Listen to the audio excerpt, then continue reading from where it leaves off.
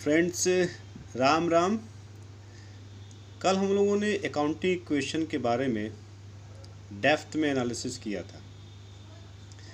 आज उसी से रिलेटेड एक क्वेश्चन लेते हैं और देखते हैं कि इन सारे ट्रांजैक्शंस का कैसे डबल इफ़ेक्ट आता है और कैसे दोनों साइड एसेट्स और इक्विटी और लायबिलिटी इसका बैलेंस इक्वल आएगा।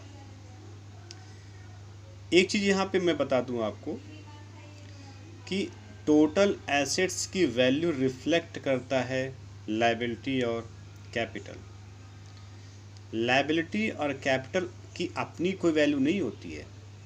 अपनी मतलब जैसे एसेट्स में देखिए, स्टॉक है तो उसको मैं सेल कर सकता हूँ, फर्नीचर है उसको मैं सेल कर सकता हूँ, कैश है मैं उसे कुछ भी चीज़ परचेज कर सकता हूँ।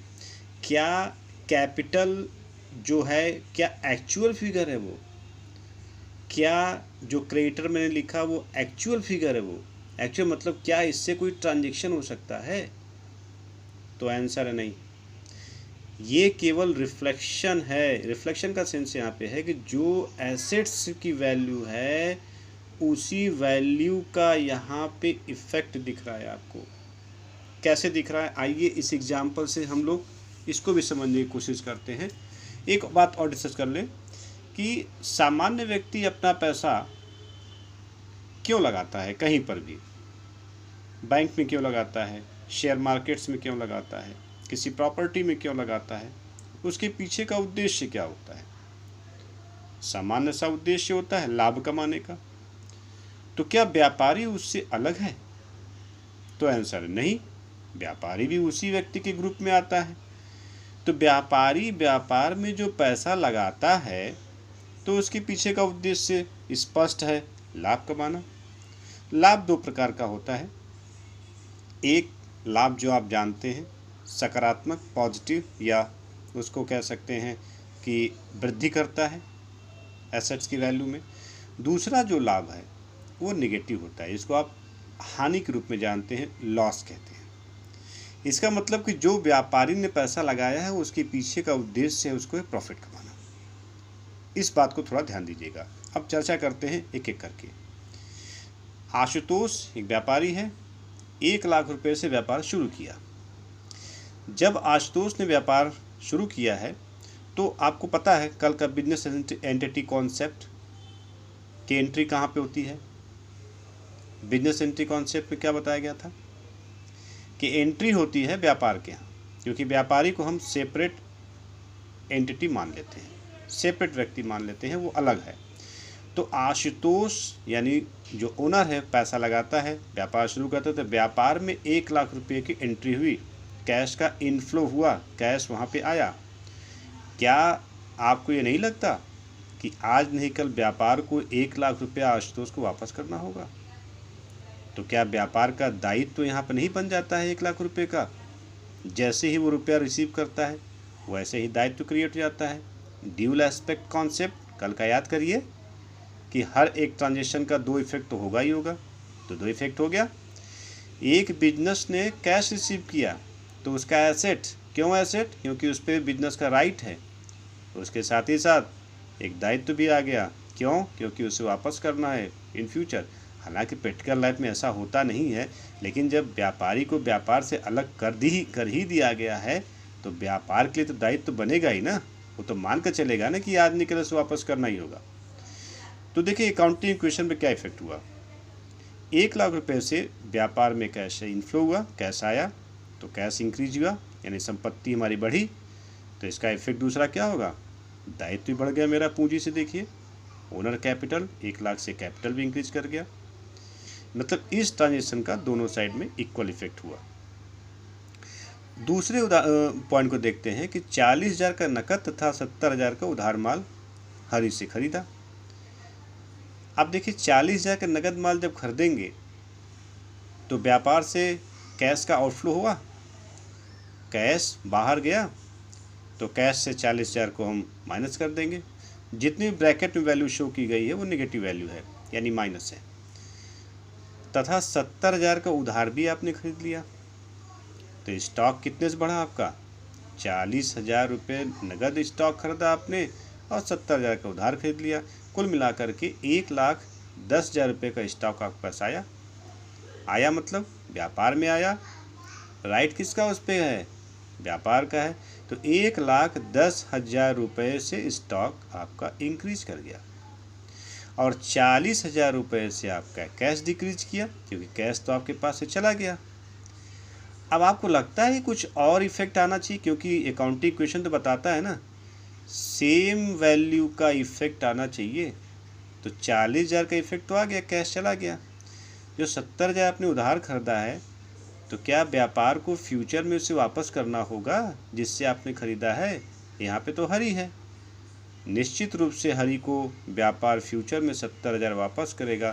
तो वर्तमान जिस समय सौदा हुआ उस समय व्यापार के लिए क्या 70,000 की दायित्व बना? क्योंकि दायित्व मतलब जो देना है, तो हरी को देना है भविष्य में, आज तो दायित्व तो होना ही चाहिए उसका। तो लायबिलिटी साइड में देखेंगे तो क्रेडिटर को क्रिएट किया गया। तो इस सौदे का इफेक्ट देखिए, 40 और 70, 1,10,000 रुपये का एसेट आपका क्रिएट हुआ स्टॉक के रूप में। 40,000 रुपये आपके पास से कैश चला गया और चूंकि 70,000 रुपये क्रेडिट पे आपने ख़रीदा है जो भविष्य में भुगतान करेंगे, तो उसके लिए आपकी लायबिलिटी हुई। लायबिलिटी साइड में 70,000 रुपये का एक क्रेडिटर स्टैंड करता है। फिर से टोटल करके देखिए, दोनों साइड का टोटल बराबर आएगा, क्योंकि जितना इफेक्ट एसेट्स से पे होगा उतना ही इफेक्ट लायबिलिटी पे ही होना चाहिए। तभी तो अकाउंटिंग इक्वेशन है, दोनों साइड हमेशा बराबर रहना चाहिए। तीसरा इफेक्ट देखते हैं कि 30,000 रुपये का एक फर्नीचर खरीद लिया। जब 30,000 का फर्नीचर खरीदा तो फर्नीचर यहाँ पे नगद मानेंगे, एजम्पशन ले लीजिए, क्योंकि नाम तो दिया नहीं किसी का। तो 30,000 से कैश यहाँ पे आउटफ्लो हुआ, बाहर गया, एक फर्नीचर आपके व्यापार में आ भी गया। तो यहाँ देखा जाए तो एसेट्स की टोटल वैल्यू में कोई फ़र्क नहीं पड़ा, केवल एक एसेट्स का फॉर्म चेंज हुआ। कैसे चेंज हुआ? कैश गया, उसका फॉर्म चेंज हुआ और उसके बदले में फर्नीचर आ गया। तो यहाँ पे टोटल एसेट्स की वैल्यू में कोई परिवर्तन नहीं होगा।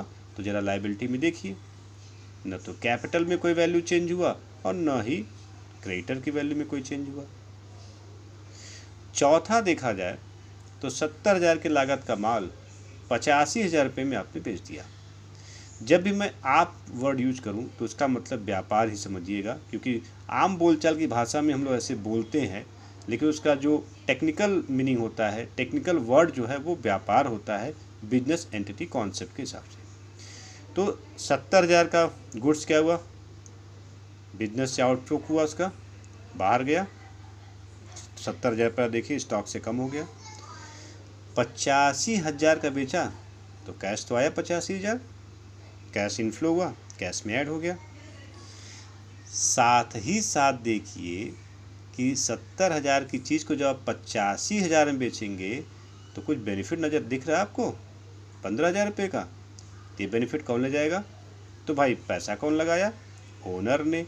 तो प्रॉफिट कौन ले जाएगा? ओनर ले जाएगा। लॉस कौन सहता है? ओनर सहेगा। तो ये 15,000 रुपये से ओनर के कैपिटल को हम इंक्रीज़ कर देंगे। अब इसका टोटल करेंगे, दोनों साइड का टोटल इक्वल आएगा, क्योंकि जितने भी ट्रांजेक्शन होते हैं उसका डबल इफेक्ट हुआ। लास्ट में एक पॉइंट है, किराए का भुगतान किया। अब किराए का भुगतान जाहिर सी बात बैंक से करेंगे, चेक के द्वारा या कैश करेंगे। तो हमने यहाँ पे कैश का मतलब बैंक होता है। जब आप कैश फ्लो पढ़ेंगे तो उसमें आता है कैश और बैंक एक ट्रीट हो जाता है। तो 12,000 रुपये से हम कैश को रिड्यूस कर देंगे, माइनस कर देंगे।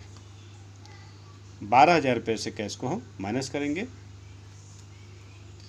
उसके बाद जब इधर कैश माइनस होगा तो ओनर का कैपिटल क्या होगा?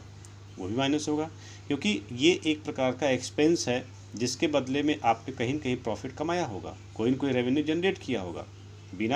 बिना ऑफिस के आप कोई रेवेन्यू जनरेट नहीं कर सकते हैं, कोई लाभ नहीं कमा सकते हैं। इसलिए इस खर्च को ओनर के कैपिटल से रिड्यूस कर दिया गया। फिर से देखिएगा, अंतिम में एसेट्स का जो टोटल होगा वही टोटल लायबिलिटी और कैपिटल को मिलाकर होगा। देखिए दोनों साइड टोटल मिला के देख लीजिएगा, दोनों का आंसर सेम होगा। ये एसेट साइड का टोटल कितना आ रहा है, 113 ये हो जा रहा है, 40 और 73, 183, और लायबिलिटी प्लस कैपिटल मिलाइए, ये भी 183। इसका मतलब अकाउंटिंग इक्वेशन ये प्रूव करता है कि जो भी व्यापारिक लेन देन होता है वह व्यापारिक लेन देन का प्रभाव जितना एसेट्स पे पड़ता है उतना ही कैपिटल लायबिलिटी पड़ता है। पढ़ना का मतलब क्या हुआ, वैल्यू में इंक्रीमेंट, वैल्यू में डिक्रीमेंट। अगर वैल्यू इंक्रीज नहीं किया तो जीरो इफेक्ट हुआ, तो लायबिलिटी और कैपिटल में जीरो इफेक्ट हुआ। और दोनों साइड टोटल हमेशा इक्वल ही आएगा, चाहे दुनिया का कोई भी ट्रांजेक्शन आप एनालिसिस कर लीजिएगा। पिछले कॉन्सेप्ट रिवाइज करिएगा, इसको आप एक बार और ट्राई करिएगा। अगर कोई डाउट होता है, कोई कन्फ्यूजन होता है तो मुझे व्हाट्सएप पे और मुझे मेल करिए। फ्रेंड्स, राम राम।